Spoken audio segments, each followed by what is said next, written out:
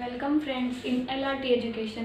तो आज हम पढ़ेंगे कंट्रोल एंड कोऑर्डिनेशन। लेकिन उससे पहले अगर अभी तक आपने हमारा चैनल सब्सक्राइब नहीं किया है तो please subscribe our channel for more interesting lectures.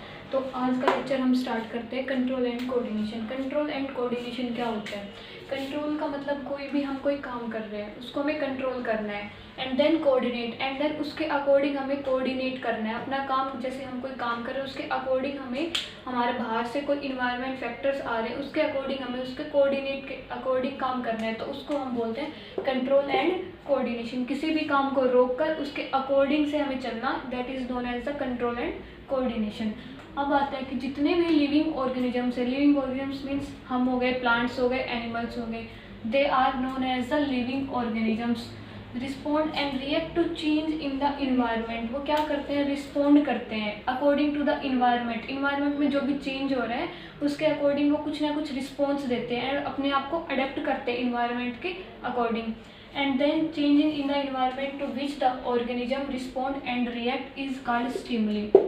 तो ये टर्म हम समझते हैं कि पहले ये क्या बोलना चाह रहे हैं। तो जितने भी ये कह रहे हैं कि जितने भी लिविंग ऑर्गेनिजम्स होते हैं हमारे अर्थ पे, वो क्या करते हैं? रिस्पॉन्ड करते हैं। किसके अकॉर्डिंग रिस्पॉन्ड करते हैं? इन्वायरमेंट के अकॉर्डिंग वो रिस्पॉन्ड करते हैं। जैसे कि सपोज अब सर्दियाँ शुरू होने वाली, तो हमें अब सर्दी फील होने लग रही है, तो हम क्या करेंगे? अपने आप को उसके अकॉर्डिंग चेंज करेंगे। हम स्वेटर डालेंगे, हम इनर वियर्स डालना स्टार्ट कर देंगे हम। तो उसके अकॉर्डिंग क्या होता है कि हम अपने आप को चेंज कर रहे हैं। तो वो क्या होता है कि जितने भी लिविंग ऑर्गेनिजम्स होते हैं वो अपने आप को अडेप्ट कर रहे हैं, अपनी अडेप्टेशंस को बढ़ा रहे हैं। किसके अकॉर्डिंग? इन्वायरमेंट के अकॉर्डिंग। अब बात आती है the changes in the environment. जो भी इन्वायरमेंट के अंदर चेंज हो रहे हैं, गर्मी, सर्दी, धूप, हीट, जो भी है हमारे पास, वो क्या होते हैं? Changes in the environment to which the organism respond and react. उसके अकॉर्डिंग रिस्पॉन्ड करना और फिर रिएक्ट करना उसके अकॉर्डिंग। जैसे कि मैंने अभी बताया हमें सर्दियाँ लग रही हैं, तो हम क्या करेंगे? हम रिएक्ट करते हैं कि हाँ हमें सर्दी फील हो रही है, that is known as a react. And respond मतलब कि हम उसके अकॉर्डिंग अपने आप को चेंज कर रहे हैं, हम अपने अंदर कोई चेंज लेके आ रहे हैं, तो उसको हम बोलते हैं स्टिमुली। कोई भी इन्वायरमेंट फैक्टर के अकॉर्डिंग खुद के अंदर चेंज लेके आना, that is known as the stimuli. अब बात आती है हमारे पास the living organisms show response to the stimuli such as light. अभी मैंने एग्जांपल दिया, light, heat, cold, sound etcetera. तो ये जो जितने भी लिविंग ऑर्गेनिजम्स है, सपोज अगर मुझे कोई बुला रहा है तो मुझे साउंड सुनाई देगा कि हाँ मुझे कोई बुला रहा है, मैं तुरंत रिस्पॉन्ड करूँगी, that is known as the stimuli. तो ये इसके कुछ एग्जाम्पल्स, जिनसे हमें लाइट फील होगी तो हम उसके अकॉर्डिंग अपने आप को चेंज कर लेंगे। Heat, cold, sound, hot, winter, everything. अब बात आती है control and coordination in plant. ये जस्ट इसकी यहाँ पे डेफिनेशंस थी। हम पूरा लिविंग ऑर्गेनिजम्स में क्या कंट्रोल एंड कोऑर्डिनेशन कैसे होता है वो हम आगे पढ़ेंगे। अभी बात आती है control and coordination in plant. Plants में कंट्रोल और कोऑर्डिनेशन क्या होता है? देखो प्लांट क्या करते हैं, प्लांट के पास तो नर्वस सिस्टम होता नहीं है, नर्वस सिस्टम हमारे पास है। हमें डायरेक्ट हिंट मिलता है हमारी स्पाइनल कॉर्ड के थ्रू कि हाँ कुछ हो रहा है, हमें उसके अकॉर्डिंग काम करना है। कोई हमारे पिन चुभी है तो हमें पता चल रहा है कि हाँ जस्ट मेरे यहाँ पे कुछ लगा है तो मुझे इसके अकॉर्डिंग काम करना है। लेकिन प्लांट्स में ऐसा कुछ नहीं होता। लेकिन और हमारे पास ऐसा क्यों होता है? क्योंकि हमारे पास सेंस ऑर्गन्स है, हमारी सेल्स है, हमारे ऑर्गन्स है जो कि सेंस कर लेते हैं किसी भी चीज़ को और फिर हम उसके अकॉर्डिंग रिस्पॉन्ड करते हैं। लेकिन प्लांट्स में ऐसा कुछ भी नहीं होता है। प्लांट्स के पास तो नर्वस सिस्टम होता ही नहीं है, लेकिन फिर भी वो रिएक्ट कर जाते हैं। तो कैसे करते हैं प्लांट्स? क्योंकि उनके पास ना कुछ हॉर्मोन्स होते हैं।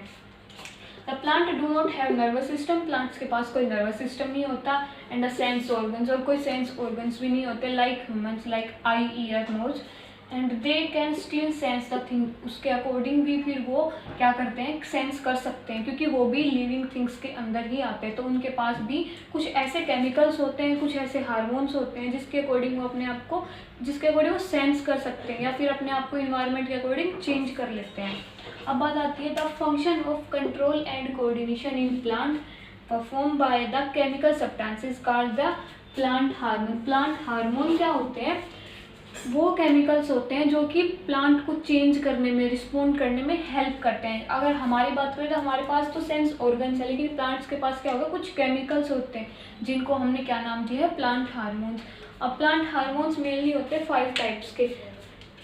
कौन कौन से होते हैं? जो फर्स्ट वन है वो है auxin, cytokinin, second one and third one is abscisic acid, fourth is gibberellin and fifth one is the ethylene. अब इनका एक एक करके हम इनका फंक्शन देखेंगे। तो यहाँ तक हमने सिर्फ प्लांट्स की डेफिनेशंस पढ़ी, सॉरी प्लांट्स की नहीं, हमने प्लांट हार्मोन की डेफिनेशन पढ़ी, स्टिमुली पढ़ा और कैसे हम सेंस करते हैं, प्लांट कैसे सेंस करते हैं, अब हम वो देखेंगे। तो सबसे पहले बात आती है हमारे पास ऑक्जिन्स की। ऑक्जिन क्या है? ये फर्स्ट हार्मोन है।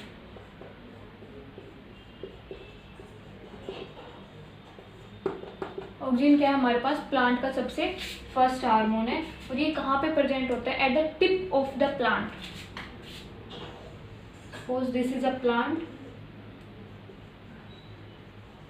And it is present at the tip of the plant.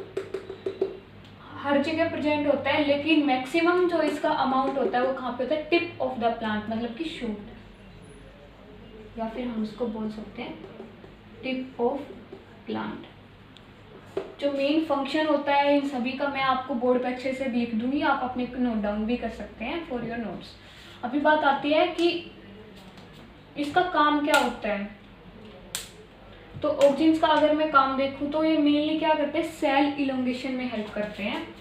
जो इनका मेन फंक्शन होता है वो होता है सेल इलोंगेशन। हाउ, कैसे करते हैं सेल इलोंगेशन में हेल्प?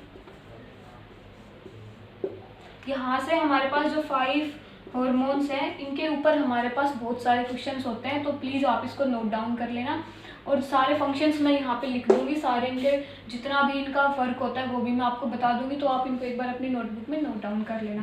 लेकिन उससे पहले हम समझते हैं कि ये ऑक्जिन्स होता है, ये हाउ कैसे काम करते हैं, इलोंगेशन में कैसे काम करते हैं। सपोज ये हमारे पास कोई प्लांट है, इसका यहाँ पे सबसे ज़्यादा टिप पे जो है ऑक्जिन्स की मात्रा हाई है, जो वैल्यू है वो ऑक्जिन्स की यहाँ पे बहुत ज़्यादा हाई है। तो अब क्या हुआ, यहाँ से जैसे सनलाइट आई,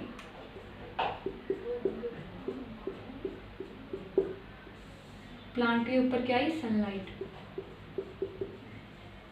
तो ऑक्जिन ने क्या किया?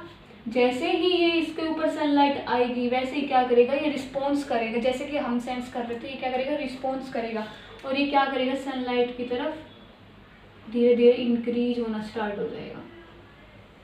तो क्या हुआ? ये सेल इलोंगेशन में इसने हेल्प की। तो प्लांट ये जो ऑक्जिन होता है वो कैसे हेल्प करता है सेल इलोंगेशन में? By this process. जैसे ही उसके ऊपर सनलाइट आएगी वो क्या करेगा? अपनी एक्टिविटी को शो करने लग जाएगा और क्या करेगा? सेल इलोंगेशन में हेल्प।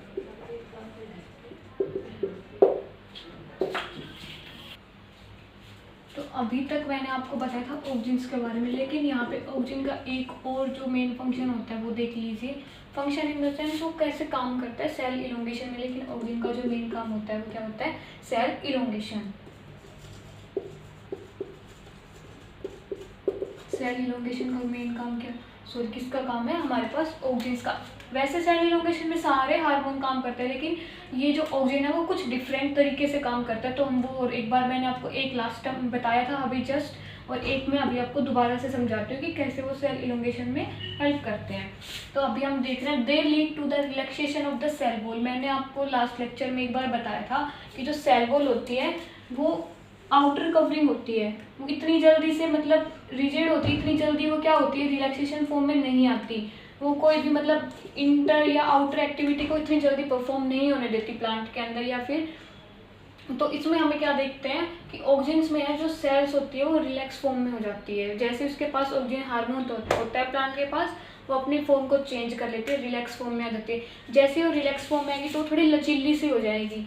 तो जैसे ही सेल वॉल थोड़ा थोड़ा अपना जो है वो लचीलापन लेके आएगी इसके अंदर, और वहाँ पे जब सेल्स है यहाँ पे ये थोड़ी थोड़ी जैसे इसके अकॉर्डिंग मूव करने लगेंगी। जैसे ही सेल मूव करेंगी तो उनका साइज भी जो है वो बढ़ता चला जाएगा। ये हमारे पास इसका जो है लचीलापन थोड़ा थोड़ा इंक्रीज होता रहेगा सेल वॉल का, और हमारे पास जो सेल है प्लांट की वो भी ग्रोथ करती रहेंगी। तो इस तरीके से प्लांट क्या है?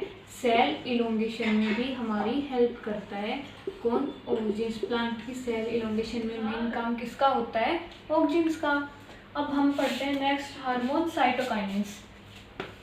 साइटोकाइनेंस क्या होता है? ये भी हमारे पास सेल इलोंगेशन में हेल्प करता है, सेल डिवीजन में भी हेल्प करता है।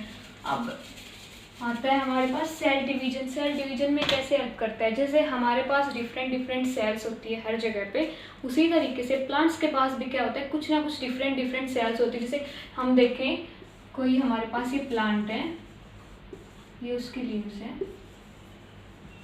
Stem.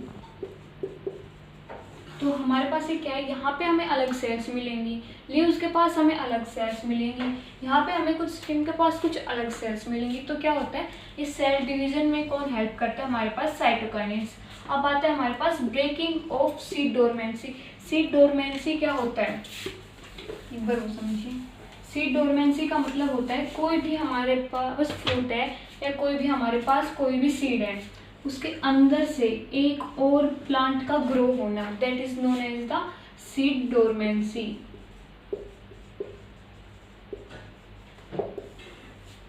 The growing of new plant from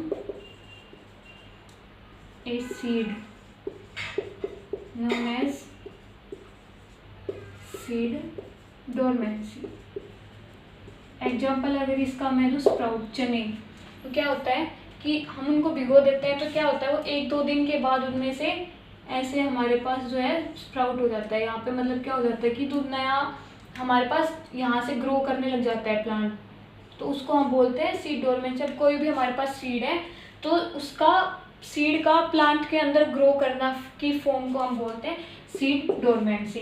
तो क्या करता है साइटोकाइनेंस, क्या करते हैं सीड डोरमेंसी को ब्रेक डाउन करते हैं।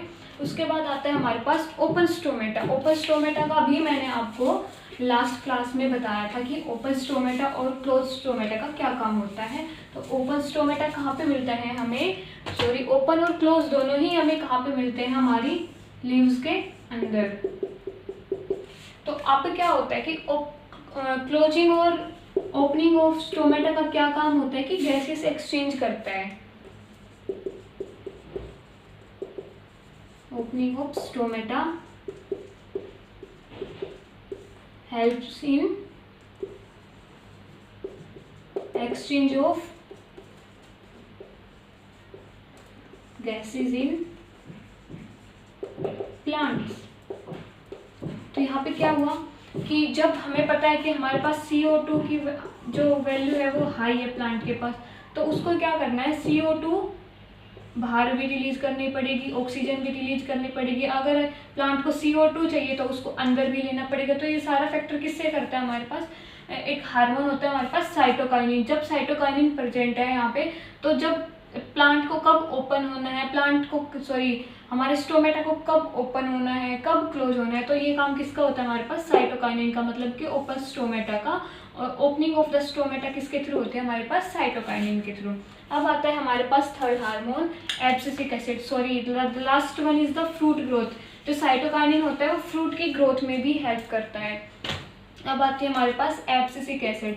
एब्सिसिक एसिड क्या काम करता है, ये इसके अपोजिट में काम करता है। जस्ट वन फैक्टर, इसका जो एक फैक्टर मैंने आपको बताया था breaking of the seed dormancy. इस सीड डोरमेंसी मतलब कि सीड को ब्रेक करता है ताकि वो डोरमेंसी की स्टेज पे आ जाए, लेकिन ये क्या करता है उसको अपोज करता है, रोकता है। तो इसका अपोजिट क्या हुआ कि यहाँ पे एब्सिसिक एसिड का क्या काम हुआ कि ये क्या करते हैं oppose of the seed dormancy. अब आता है हमारे पास क्लोज द स्टोमेटा। यहाँ पे साइटोकाइनिन किस में हेल्प कर रहा था, ओपनिंग ऑफ द स्टोमेटा, और यहाँ पे एब्सिसिक एसिड क्या कर रहा है, क्लोजिंग ऑफ द स्टोमेटा। तो ये इन दोनों का बिल्कुल अपोजिट है। अब आता है promotes the falling of the leaves. Leaves plants में क्या होता है, लीव्स जो है वो फॉल होती रहती है टाइम टू टाइम, तो उसको कौन करता है हमारे पास एब्सिसिक एसिड। तो यहाँ पे एब्सिसिक एसिड का क्या काम हुआ, oppose the breaking of the seed dormancy. उसके बाद यहाँ पे आता है यहाँ पे closing of the stomata and the promotes of the falling of the leaves. तो यहाँ पे हमने अभी तक पढ़ लिया हमारे पास 3 हार्मोन्स। जो हमारे पास नेक्स्ट हार्मोन है 4 and 5, इथाइलिन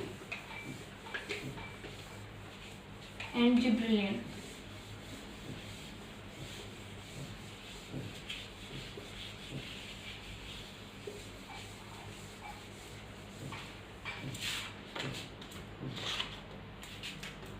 फोर्थ है हमारे पास इथाइलिन।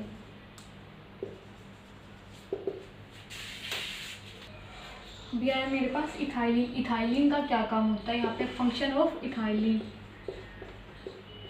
इथाइलिन का फंक्शन हम पढ़ेंगे। सबसे पहले हमें एक चीज़ देखनी है कि जितने भी हार्मोन होते हैं उनका साइट होता है, काम करने का साइट, और उनके जहाँ पे वो बनते हैं, जो फॉर्मेशन होती है उनकी, उन दोनों का जगह जो होती है वो डिफरेंट होती है।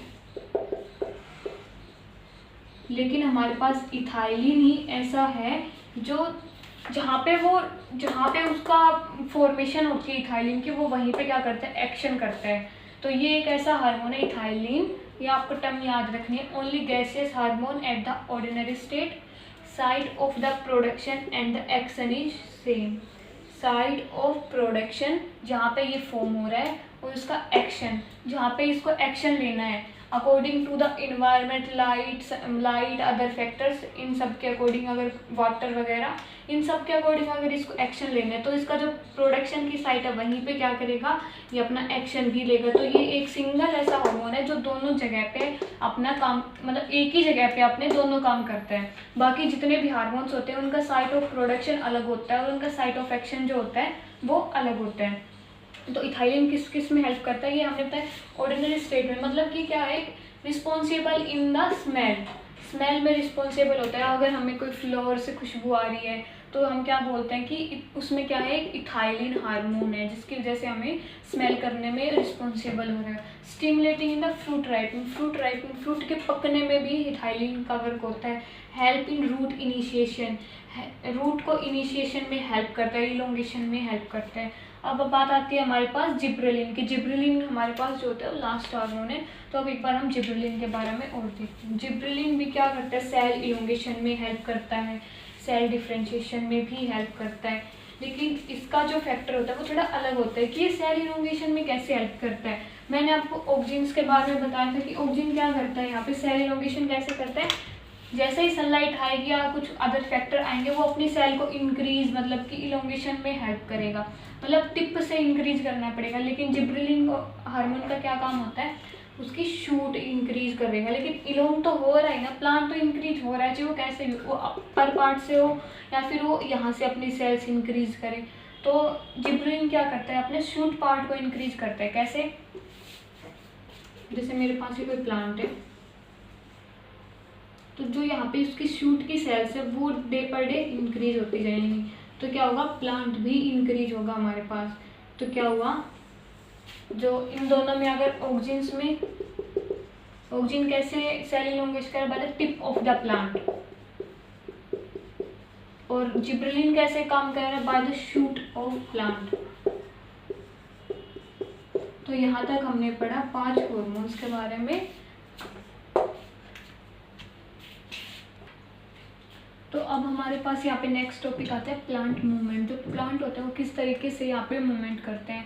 तो यहाँ पे एक फैक्टर अराइज होता है कि ट्रोपिक मूवमेंट क्या होता है, क्योंकि ट्रोपिक मूवमेंट के ही अकॉर्डिंग जो है प्लांट क्या करते हैं, मूव करते हैं। तो ट्रोपिक मूवमेंट क्या होता है, movement of the plant in response to any stimuli is called tropic movement. Movement of the plant in any in response to any stimuli. Stimuli की मैंने अभी आपको डेफिनेशन थोड़ी देर पहले बता दी थी।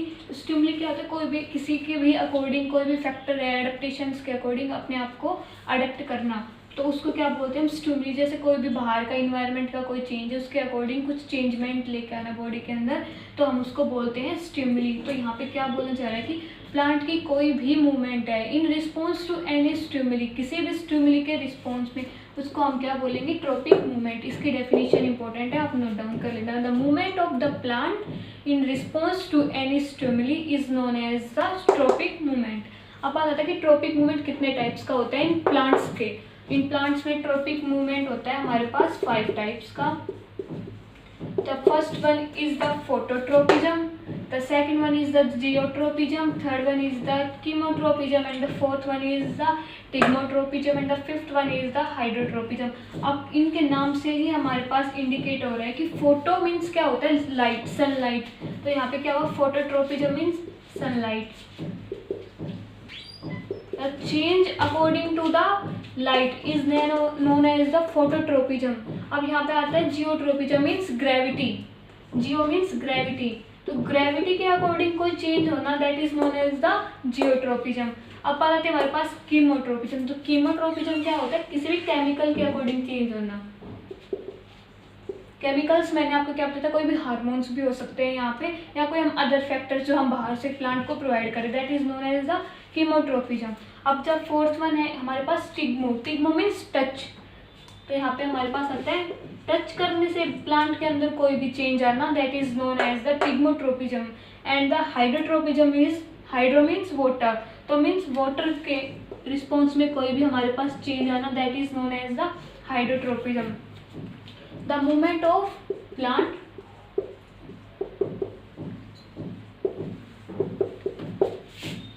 in response of, yeah, in response to light known as phototropism. The second definition is the movement of the plant in response to gravity. Third one is the chemotropism, the movement of the plant in response to chemical. The fourth one is the pigmotropism, the movement of the plant in response to touch. And the last one is the hydrotropism, means the movement of the plant in response to water, that is known as the hydrotropism. अब ये कैसे करते हैं, इनकी movement होती कैसे, how, अब हमें वो देखते हैं, how plant movement by these factors या बाय दीज टाइप्स। तो अब हमें देखना है, first one is the phototropism.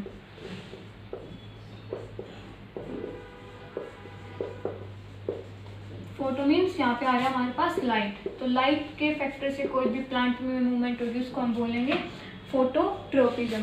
अब हमारे पास यहाँ पे कोई भी प्लांट है, यहाँ से आई हमारे पास लाइट, जैसे ही इस प्लांट के अंदर कुछ भी मूवमेंट हुई, सपोज इसके कोई सेल में इलोंगेशन हुआ,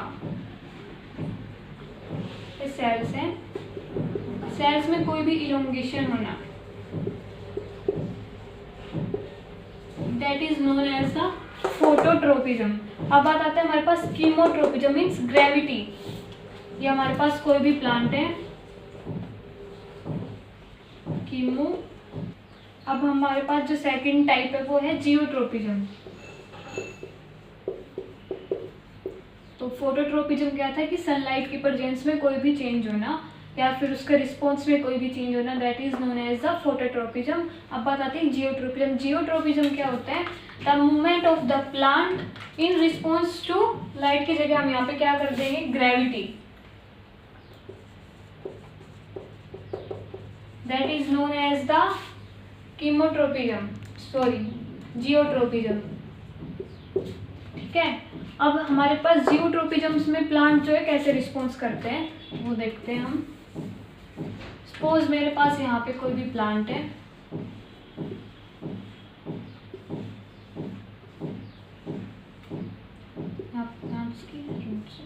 तो ये क्या है हमारे पास, ग्रेविटी, यहाँ पे अर्थ, अर्थ यहाँ पे क्या हो रहा है, ये जो रूट्स है ना ये इंक्रीज हो रही है, किसकी वजह से, यहाँ पे ग्रेविटी की वजह से। तो यहाँ पे प्लांट का क्या है, रिस्पॉन्स दे रहा है, कुछ ना कुछ प्लांट रिस्पॉन्स करे, तो उसको हम बोलते हैं geotropism. The third one is the chemotropism, the movement of plant in response to chemical. Chemical अगर मैं यहाँ पे कोई भी हार्मोन ले सकती हूँ या फिर मैं यहाँ पे कोई भी फर्टिलाइजर्स यूज कर सकती हूँ। फर्टिलाइजर्स अगर मेरे पास यहाँ पे प्लांट है, मैंने यहाँ पे सपोज मैंने यहाँ पे कुछ ना फर्टिलाइजर्स डाल दिए इस जगह पे, या क्या है हमारे पास, तो प्लांट क्या है वो फर्टिलाइजर्स की तरफ मूव करेगा, क्योंकि प्लांट के लिए फर्टिलाइजर्स क्या है, इंपॉर्टेंट रोल कर रहे हैं यहाँ पे। तो प्लांट क्या करेंगे, जो हमारा ये प्लांट हो गया कैसे मूव करेगा,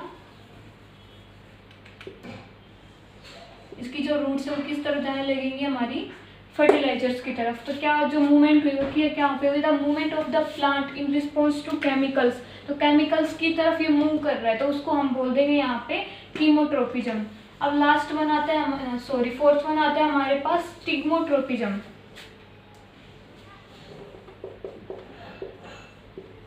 टिग्मोट्रोपिज्म, टिग्मोट्रोपिज्म क्या होता है, बाय टचिंग, टच करने से प्लांट के अंदर कोई भी यहाँ पे चेंज हो रहा है। तो इसका एग्जांपल दूं मैं अगर आपको, touch me note, touch me note का जो प्लांट है तो क्या होता है, उसको जैसे ही हम टच करते हैं ये कुछ ऐसा सा होता है उसके leaves.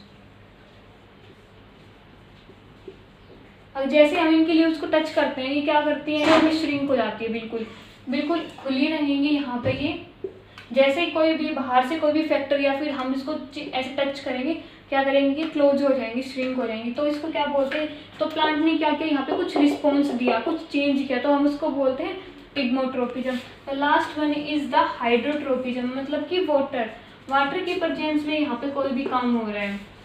The movement of plant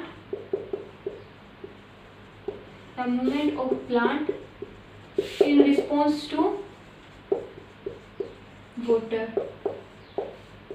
that is known as the hydrotropism। यहाँ पे अगर मेरे पास ये प्लांट है और यहाँ पे हमारे पास वाटर है अंदर, तो प्लांट की मूवमेंट क्या होगी, वाटर की तरफ ज़्यादा होगी। तो प्लांट क्या यहाँ से तो ग्रो करेगा, लेकिन मूवमेंट ज़्यादा रूट्स किस तरफ जाएगी, हमारी वाटर की तरफ। तो यहाँ पे कुछ भी रिस्पॉन्स दिया प्लांट ने वाटर की तरफ, तो हम उसको बोलेंगे हाइड्रोट्रोपिज्म। तो ये हमारे पास 5 पॉइंट हो गए।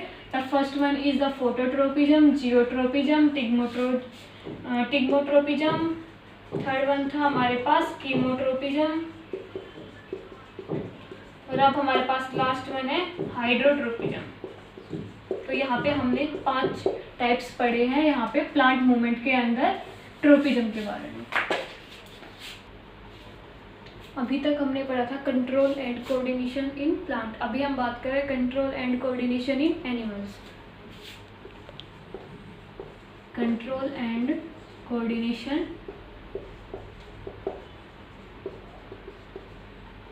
इन एनिमल्स। तो मैंने अभी आपको कुछ देर पहले बताया था कि एनिमल्स ना सेंस कर सकते हैं, वो उनके पास सिग्नल जाते हैं। हमारे पास क्या होता है, सिग्नल जाते हैं कहाँ पे, हमारे स्पाइनल कॉर्ड के थ्रू हमारे नर्वस सिस्टम तक। तो यहाँ पे जो बेसिक नर्वस सिस्टम की हम अगर डेफिनेशन देखें तो नर्वस सिस्टम क्या होता है, which receive signals and react, जो कि क्या करता है, सिग्नल को रिसीव करेगा और उसके अकॉर्डिंग कुछ रिएक्शंस देगा कि मतलब कैसे मुझे रिएक्ट करना है। अगर मुझे कुछ साउंड सुनाई दे रही है तो मेरा नर्वस सिस्टम मुझे बताएगा कि निशा कुछ साउंड आ रही है, तो क्या हुआ यहाँ पे ये मुझे कुछ सिग्नल दे रहा है, और फिर मैं उसके अकॉर्डिंग क्या करूँगी, रिएक्ट करूँगी कि मतलब मुझे कोई बुला रहा है तो मुझे वहाँ पे जाना चाहिए। तो क्या हुआ कि मैं रिएक्ट करूँ, तो क्या किसका काम होता है हमारे पास, नर्वस सिस्टम का। अब जो नर्वस सिस्टम होता है उसकी basic and structure and the function in unit क्या होती है हमारे पास, neurons. The neurons is the basic structural and the functional unit of the nervous system। अभी मैं सिर्फ आपको यहाँ का बेसिक बताऊंगी, हम हमारे नेक्स्ट लेक्चर में क्या करेंगे, इसको कंटिन्यू करेंगे।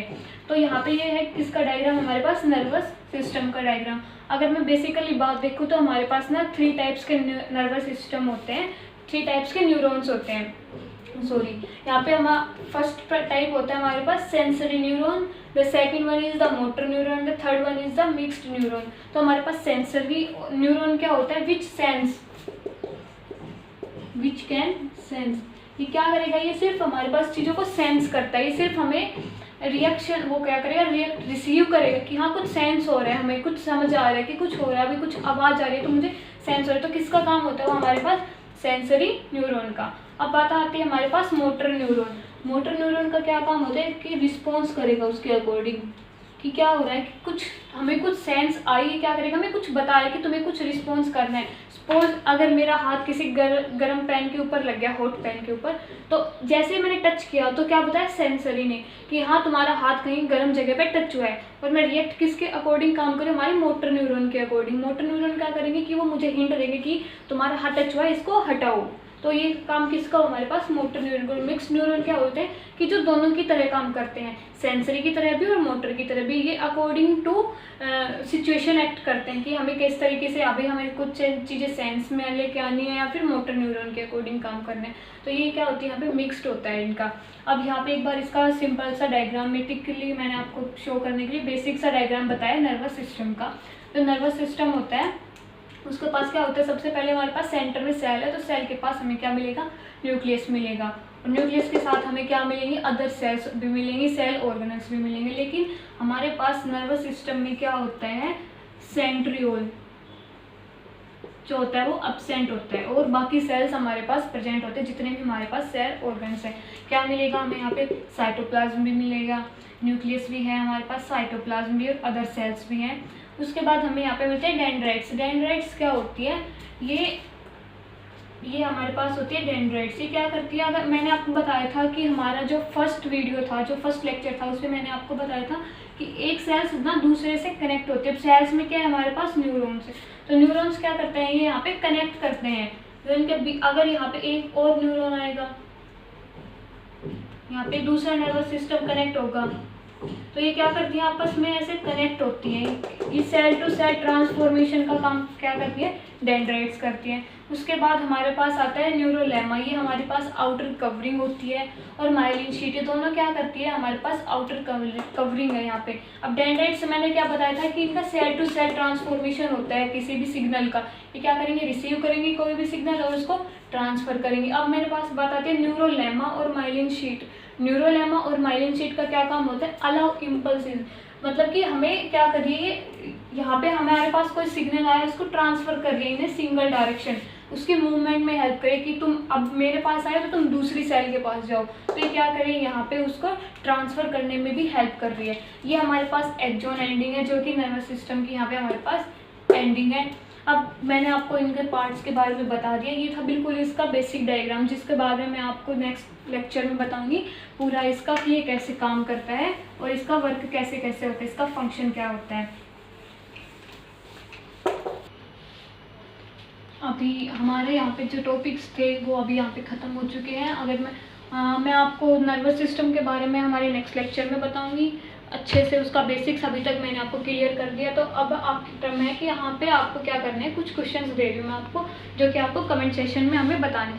सिर्फ 1 वर्ड या 1 सेंटेंस टाइप क्वेश्चन है ये। The basic structure and the function unit of the nervous system. First question हमारा ये जो मैंने अभी आपको डिस्कस किया है, तो आपको अगर वीडियो देखी आपने तो आपको अच्छे से पता होगा। अब the next question is the geotropism, क्या होता है। The third one is the which hormone is known as the gaseous hormone. Gaseous hormones 5 hormone थे, उनमें से सिर्फ एक हार्मोन जो है वो क्या है, गैसियस हार्मोन, तो आपको बताना है कौन सा है। The fourth question is which hormone help in the plant by the shoot extension. Shoot extension में कौन सा हार्मोन हेल्प करता है, क्योंकि शूट एक्सटेंशन में सिर्फ मैंने आपको एक ही हार्मोन एक्सप्लेन किया है, तो वो भी आप मुझे बताएंगे। और यहाँ पे जो मेन जो टर्म हमने बार बार यूज़ की है इस पूरे टॉपिक में, जितने भी हमने अभी तक 3 या 4 टॉपिक कवर किए, इसमें जो मेन टर्म यूज़ किया हुआ है स्टिमुलस। स्टिमुली क्या होती है वो भी आपको यहाँ पे हमें कमेंट सेक्शन में हमें बतानी है। तो अगर आपको वीडियो अच्छी लगी है तो please like share and subscribe. Thank you.